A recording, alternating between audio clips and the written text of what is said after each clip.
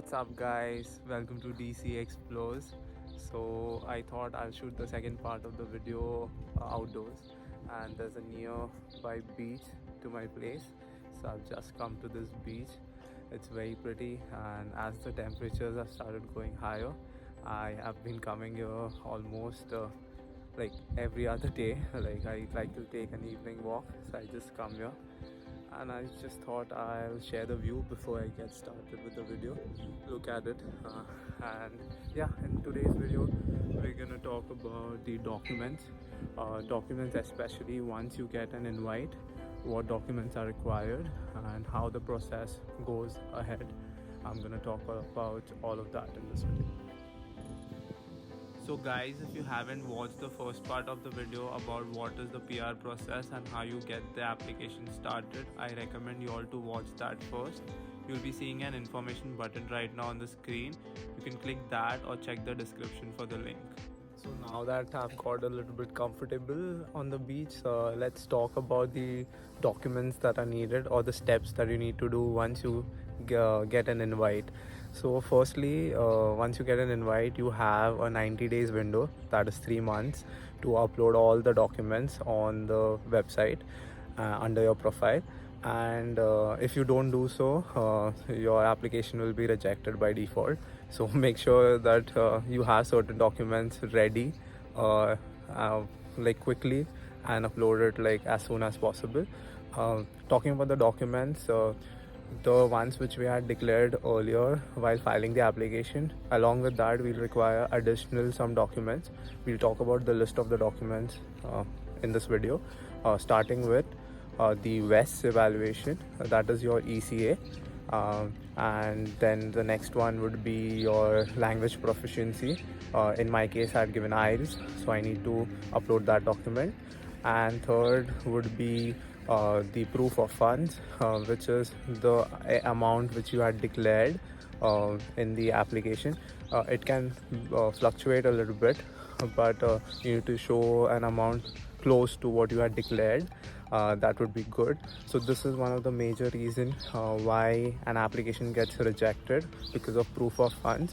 So you need to make sure that this document is uploaded properly and your funds are more than what their cap is. The next is the work experience letters that we spoke about in the previous video. We need to make sure we get these letters in appropriate formats on the company letterhead. You can DM me on Instagram or email me at dcexplorescanada@gmail.com for the formats. You can also Google about it. I'm sure you'll get it very easily. So the next document that we are going to talk about is the police clearance certificate. So I was living in Mumbai, so for me the process was to book an appointment with the passport office and then go there and show some address proof and photo ID proof, and based on that then they'll do a verification, and after 1 week or 2 weeks I got my police clearance certificate. So it is a very simple process. It is similar to the passport verification process. When you are creating a new passport or when you're renewing it, the process is similar to that. So once you get your police clearance, you need to upload it. So the next thing that we need to upload is your medicals. For your medicals, the IRCC sends you a link, and on that link you can go and check out all the medical centers that are accepted in your particular area, and then you need to contact the medical center, book an appointment, go there, do your medicals. So in terms of the medical exam, it is very simple. You just need to follow the instructions they give you. They'll take few blood samples and they'll do eye test and some chest x-rays. You only need to be concerned if you have some severe issues like tuberculosis, cancer, or any other issues that you need to disclose. Other than that, any normal injuries or so, it's okay.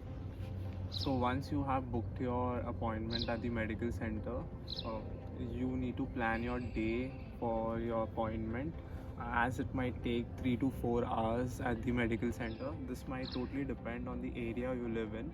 In my case, I had to wait 3 hours and I stay in Mumbai. So once you have submitted all your documents on the portal, the next step is to wait till they respond. In most of the cases, like, they respond with your biometrics letter. The biometrics letter is a partial confirmation of your permanent residence. So at this moment, you need to book a appointment with a visa agency. In my case, it was VFS Global. And once you do that, they'll ask you to come in physically and give your biometrics. They'll take your thumbprints and other details. That's it.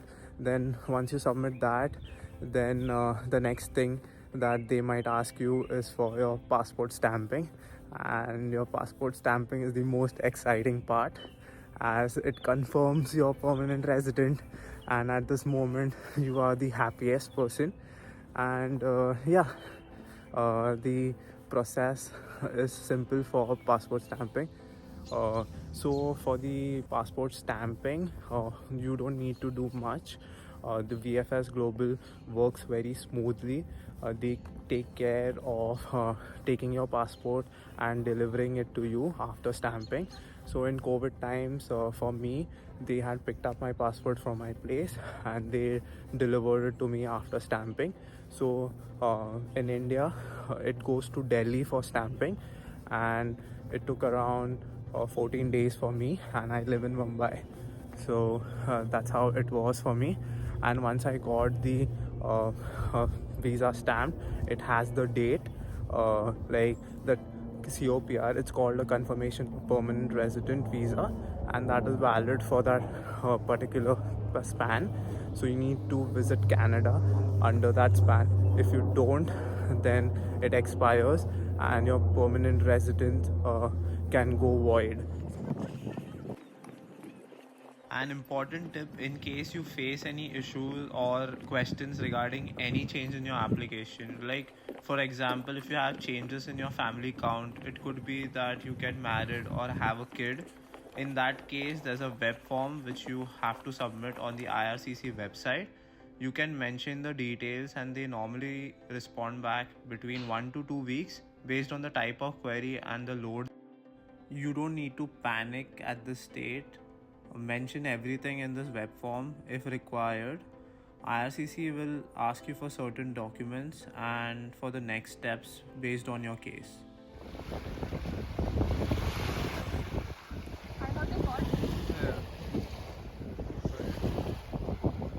So guys, we are done with all the required information that is needed when you get an invite. Let's just enjoy the nature. By the way, this beach or lake, should I call it, is known as Kew Beach.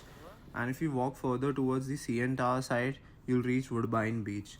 Here the beaches are mainly lakes, as the water is coming from Lake Ontario. Hence there are a lot of stones and pebbles than sand. So that's it guys from my side. I hope you understood the PR process, and please like, share and subscribe to this channel. If you have any further doubts, you can comment down here or message me on Instagram. I'll be happy to share my views and help you guys out. Thank you once again for sticking till the end.